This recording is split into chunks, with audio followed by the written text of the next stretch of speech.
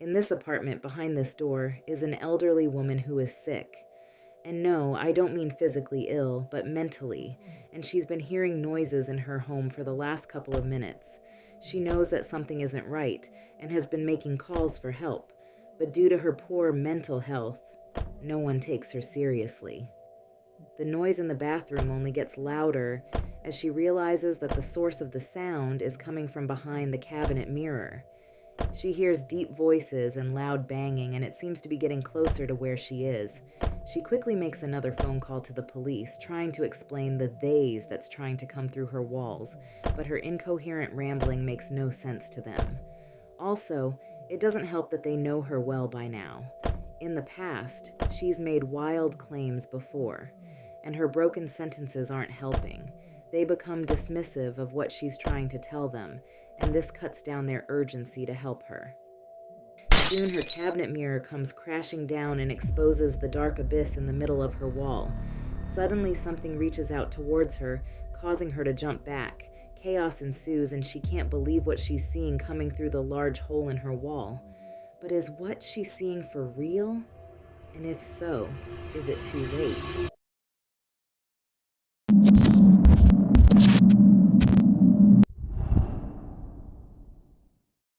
Candyman. You know the name. You know the legend. You look in the mirror, you say his name 5 times. You wait for him to appear, and once he does, so help you God.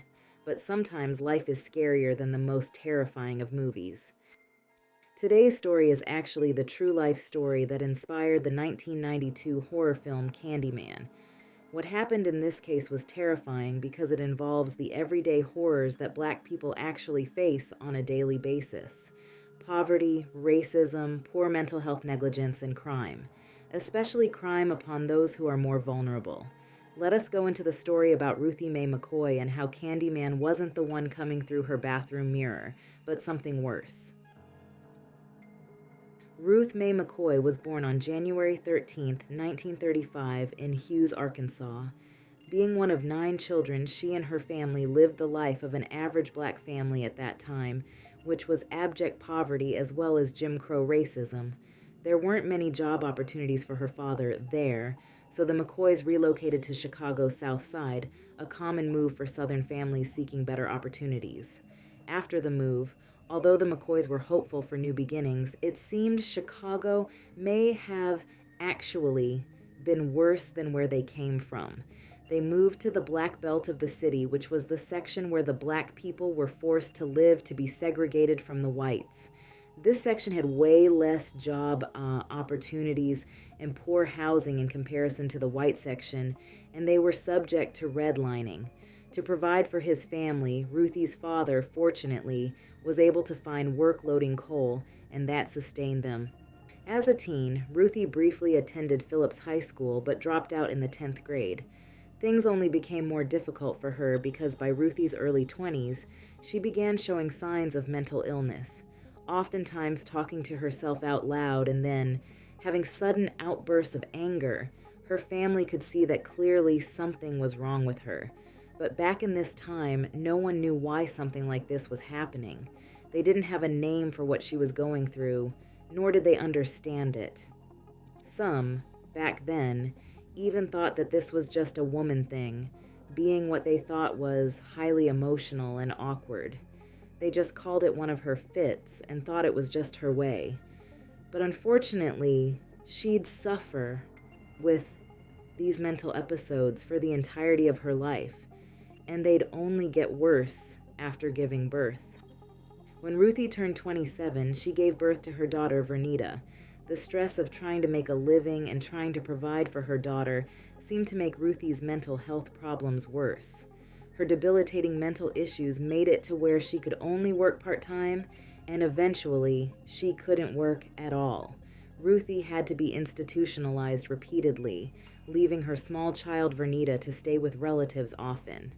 Ruthie was generally stable when she adhered to her medication regimen, but off her meds, she, a very large woman of 5'11" and 200+ pounds, would sometimes yell at strangers. She'd cuss them out and violently wave her large walking stick at them. These actions terrified her daughter Vernita. She was afraid that someone would retaliate and harm her mother. In 1983, Vernita became a mother herself, and they moved into the basement of Ruthie's home at the time. Unfortunately, bad luck struck and Ruthie's apartment flooded, causing them to have to evacuate immediately. After applying for emergency housing, Ruthie, her daughter and grandchild, as well as Vernita's baby's father, all moved into the Abla housing projects. This is the beginning of the end, as this move would trigger a severe downfall in Ruthie's life, as well as her mental health condition. The four of them moved into apartment 1109, and it was a hellhole to say the least. Raggedy graffiti bricks, broken glass on the concrete, dimly lit hallways, broken elevators, drug addicts lingered everywhere.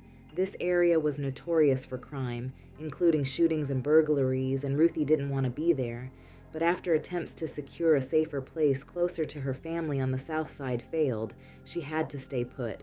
To make matters worse, Vernita and her child's father had a very toxic relationship and were constantly fighting in the apartment.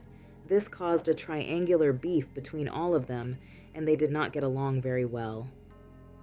In 1985, Vernita, her man and child moved out of Ruthie's apartment, leaving her alone to fend for herself. At this point, this was probably one of the worst things that could have happened. Ruthie, who was already suffering from paranoia, the stress of living alone, surrounded by all these criminals and drug addicts, worsened her already deteriorating mental health. The depression from her daughter leaving her caused her to lose a massive amount of weight, and her symptoms were only getting worse. By now, she was known as the crazy bag lady because of how she looked and behaved. In the summertime, she'd wear a large winter coat, 2 pairs of pants, and snow boots, and in the winter, she'd wear sundresses, sandals, or shorts. She also kept going out and threatening people with her stick and kept randomly yelling at people. She also developed an obsession with locks. She'd oftentimes go around to different apartments, testing the doors to see if they were locked. If they weren't, she'd open the door and scold the occupant on the safety of locking their doors. She even did this to cars, pulling on the handles to see if they were locked. These stunts landed her in the mental institution once again. She got treatment at Mount Sinai and was diagnosed with residual schizophrenia, and her therapist noted her increase in paranoia. Her time at Mount Sinai was for the best and actually helped Ruthie in many ways. They provided weekly group therapy that she happily participated in. She took her meds regularly, and they helped to stabilize her. She spoke of her desire to obtain her GED and to become a nurse. The clinic helped her take classes required to get her GED, first starting at only a 7th grade level, and she quickly got to a 9th grade level. They projected that she would actually graduate in the next 6 months if she continued. She also gained weight again and started to dress more appropriately. And to make it better, the clinic also helped Ruthie to get financial subsidy for her disability. Before, as she was struggling financially, these checks would be able to help her. She also put in multiple requests to move from her apartment, but her requests still weren't granted. It was stated that in 1986, Ruthie was burglarized by 2 individuals who'd entered her apartment through the medicine cabinet. Even though she reported the incident to the Chicago Housing Authority, no action was taken. Soon she started receiving her supplemental security income. This would have been great since she was using it to try to save money to eventually leave this dangerous area, but she became careless. Much of her money she received went to televangelists, as Ruthie believed these donations would bring her miracles and healings, reflecting her deep faith and vulnerability. She also bought a fur coat, a new television, and a rocking chair. This seemed to be a big mistake because bringing these brand new items in this dangerous complex put a target on her back. Ruthie began to say things that were red flags that something was wrong. She'd been telling her therapist how people can come through her bathroom mirror into her apartment, but because she never explained further on how or why they just dismissed her, more than likely feeling she needed an updose on her medication. Then one day while in the hospital van driving from the psychiatric clinic, Ruthie suddenly turned to a woman who was sitting next to her and said, "Someone's threatened my life." When the startled woman told her that she needs to tell someone who can help her, Ruthie said that she didn't want to burden anyone with her problems. On the morning of April 22nd, 1987, Ruthie went to the Chicago Housing Authority and begged them to put her in a new apartment away from where she'd been. It's unclear if they were going to help her at this point since they hadn't previously. But even if they were going to move her from apartment 1109, it was already too late. At around 8 p.m., Ruthie made a series of 911 calls. The very last phone call was frantic, but her words were unintelligible. Though the original audio from the call is lost, here is what was said.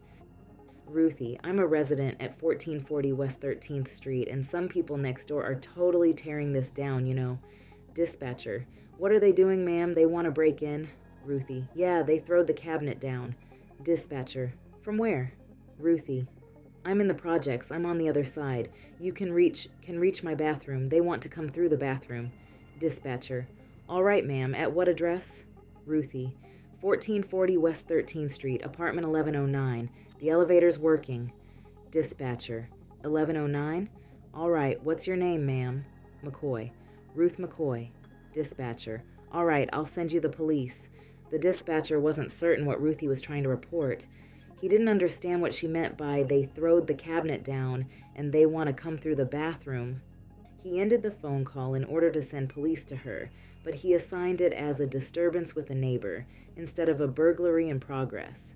It's more than likely because of this that there was no urgency to get to her.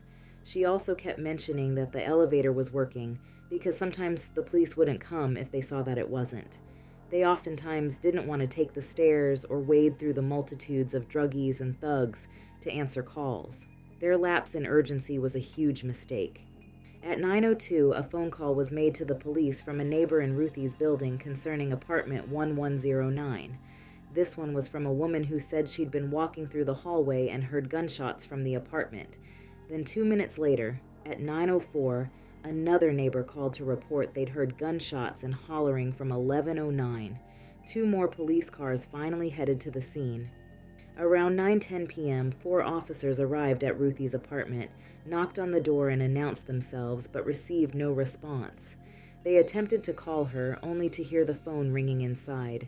After trying a key from the project office that didn't fit, the officers were unsure of what to do. Neighbors provided no useful information, and there was no alternative key available. With no signs of immediate danger, the officers left the scene at 9:48 p.m. without entering the apartment. The next evening, Ruthie's neighbor, Deborah Lasley, became concerned when Ruth didn't follow her usual routine of stopping by her apartment. After seeing police at Ruthie's door the night before, Deborah called them again. This time, a group of officers and Chicago Housing Authority guards arrived, and when the idea about breaking down the door to see if everything was okay, they were dissuaded. Someone mentioned that there could be a lawsuit if they did so if she was inside and just fine. So, once again, they left. The following day, after more concern from Deborah, a project official and carpenter finally opened the door, revealing Ruthie's decomposing body, tragically lying in a pool of blood and her ransacked apartment. Ruthie Mae McCoy had been shot 4 times, likely with a medium caliber gun. 1 bullet passed through her shoulder, another her thigh, while a 3rd damaged her liver. The 4th and most fatal pierced her upper arm and severed a pulmonary vein in her chest, leading to fatal internal bleeding. According to the medical examiner, McCoy likely didn't die immediately, but wouldn't have survived long even with prompt medical care. She was pronounced dead at Cook County Hospital on April 24th. 2 men, Ted Turner, who was 18, and John Honduras, who was 21, were charged with Ruthie's murder, home invasion, and burglary. Witnesses reported seeing them carrying her TV and rocking chair around the housing project shortly after her death. It was said that they'd used the vacant apartment next door, apartment 1108, to break in through her bathroom mirror cabinet. To impress his girlfriend, one of them was even bragging about how he'd murdered Ruthie that night. The 2 men blamed each other for the murder, and their stories kept changing. Also, because of the police negligence and them never entering the apartment, this gave the criminals more time to go inside and wipe down the apartment and get rid of their fingerprints. Because killings involving Black people, especially those who lived in the projects, didn't make headlines. Ruthie's case didn't even cause a spark of interest. To make it worse, the trial for her murder kept getting pushed back year after year and wouldn't get tried until 1990, 2 years later. Unfortunately, due to insufficient evidence and inconsistent stories and witnesses, the charges were dropped. It seems the boogeyman actually got away with his crime. The thing that makes Ruthie Mae McCoy's story so sad is because she was on the path of improving her life. She was only a few short months away from graduating and getting her GED. Then she had her sights on getting a job. She was doing the work that needed to be done to fix her life. But she knew the only thing truly stopping her was living in that terrible project building amongst all those criminals while being vulnerable. Unfortunately, the criminals knew it too, and not only took advantage, but got away with it. Ruthie's daughter, Vernita, later sued the Chicago Housing Authority for the faulty design that allowed access through the medicine cabinet, which contributed to her mother's tragic death.